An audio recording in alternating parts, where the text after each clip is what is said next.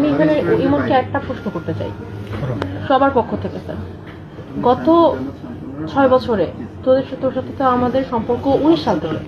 এই 6 বছরে তুই আমাদের ব্যাচমেট, আমাদের জুনিয়র অনেককে বিভিন্ন সময় বিভিন্ন গ্যাদারিংয়ে খুব খারাপভাবে অশ্লীলভাবে টাচ করছিস। এটা কি তুই স্বীকার করিস? আমি ইন্টেনশনালি কাউকে ওইভাবে টাচ করি।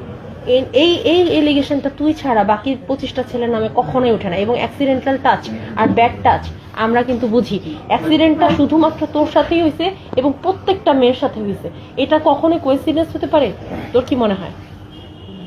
আমার জানা মতে আমি যথেষ্ট সেফলি থাকার চেষ্টা করেছি, বাট তবুও অনেক সময় আমি ফিল করেছি যে হ্যাঁ হয়েছে, সেজন্য আমি সরি, বাট আমি ইন্টেনশনালি স্যার, সে স্বীকার করছে যে সে ব্যাড টাচ করেছে। আনইনটেনশনালি ব্যাড টাচ কিভাবে সম্ভব? ঠিক আছে, এনি হাও আমাদের মেমরি কার্ডটা লাগবে। আমি এই যে ওর কনসার্নটা আমাকে শুনছি, ওর কনসার্নটা ইম্পর্টেন্ট।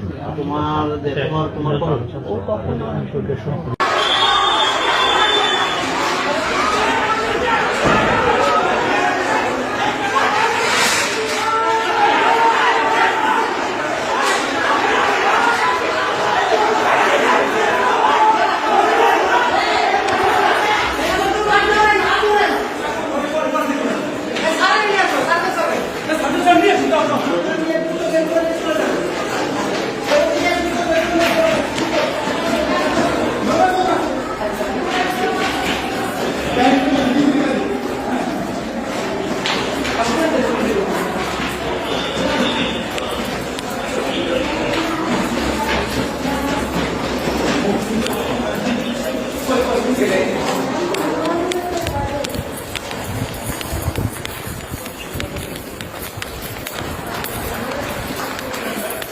এই দেখে